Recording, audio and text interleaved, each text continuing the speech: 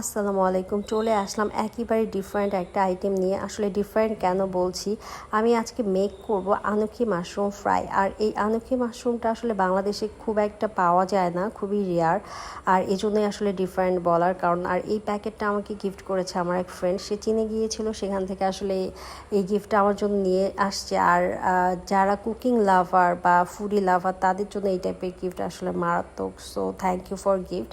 And আমি এখন মাশরুমগুলোকে খুব সুন্দর করে কেটে পরিষ্কার পানিতে হালকা লবণ দিয়ে ক্লিন করে নিচ্ছি। তো যেভাবে আপনারা দেখছেন সেভাবেই ক্লিন করছি, জাস্ট দুবার পানি চেঞ্জ করেছি।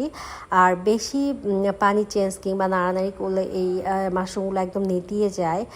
তো যাই হোক, এই তো আমার মাশরুমগুলো ক্লিন করা হয়ে গিয়েছে। আর এই মাশরুম রান্নার আসলে কোনো আইডিয়া আমার নেই, আমি এর আগে কখনো এই মাশরুমটা আসলে রান্না করিনি। তো আমি ইউটিউব দেখে অনেক আইডিয়া নিয়ে দেন আমি আজকের এই মাশরুমটা মেক করছি। তো আমি চিন্তা করলাম সবচেয়ে সোজা হয় যে এটা ফ্রাই করা যাক। আর যেহেতু আমি কতগুলো ভিডিওতে দেখেছি এটার ফ্রাই অনেক মজার, তো যাই হোক, আমি এর জন্য ফ্রাই করার জন্য নিয়েছি পেঁয়াজের ফুল। আর পেঁয়াজের ফুলের আসলে গোড়ার অংশটা আমি নিয়েছি। আর এই অংশটাকে আমি এখন ছোট ছোট রিং আকারে কেটে নিব। ঠিক আপনারা যেরকম দেখতে পাচ্ছেন এভাবে আসলে রিং করে আমি নিয়েছি। আর রিং করার কারণ হচ্ছে আমি এই প্রতিটা রিংয়ের ভিতরে 5-6টা করে মাশরুম দিয়ে দিব, ঠিক এরকম আপনারা যেরকম ভিডিওতে দেখছেন।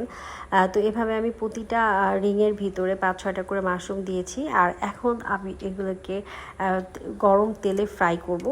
তো এটা আসলে আমি ইউটিউবে দেখেই মেক করছি। তো ফ্রাই করার জন্য আমার একটা পেস্ট দরকার। তো এই পেস্টটার জন্য আমি কর্নফ্লাওয়ার নিয়ে নিলাম 2-3 টেবিল চামচ। আর এরপর সামান্য লবণ এবং চিলি ফ্লেক্স আর সামান্য আমি গুঁড়ো মশলা ইউজ করব।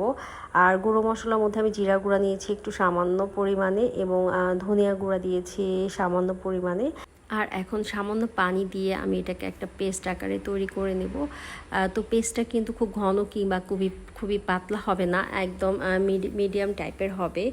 আর এই তো আমার পেস্ট অলমোস্ট তৈরি। তো এখন আমি ফ্রাই করব। তো আমি তেল অলরেডি আমার গরম হয়ে গিয়েছে। তো এখন আমি ফ্রাই করার জন্য জাস্ট এই পেস্টের মধ্যে আমি মাশরুমগুলোকে একবার ডুবিয়ে আমি তেলের মধ্যে দিয়েছি। আর তেলে দেওয়ার সাথে সাথে এগুলো অনেকটা ফুলে উঠছে বা ফুলের মতো আসলে ছড়াচ্ছে, দেখতেও খুব ভালো লাগছে এবং এটা খেতেও কিন্তু আসলে খুব ভালো লেগেছে।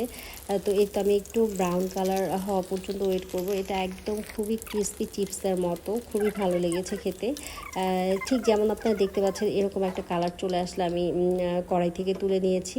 সবগুলো মাশরুম ভাজা হয়ে গেলে এখন সার্ভ করা পালা। তো সার্ভ করার জন্য আমি একটা সস নিয়েছি। আর আমি 3 ধরনের সস মিক্সড করে আমি একটা সস তৈরি করেছি। আর এই সসটা আসলে আমার খুব পছন্দ। তো আপনারা আপনাদের পছন্দ অনুযায়ী সস নিতে পারেন। আর এই মাশরুমের আরও একটা রেসিপি আমি আপনাদের সাথে শেয়ার করব নেক্সট ডে। তো এই তো আমার সস অলমোস্ট রেডি, আর এখন খাওয়ার পালা। তো ভিডিওটা ভালো লাগলে অবশ্যই লাইক শেয়ার দিবেন। Thank you for watching. আসসালামু আলাইকুম, ভালো থাকবেন সবাই।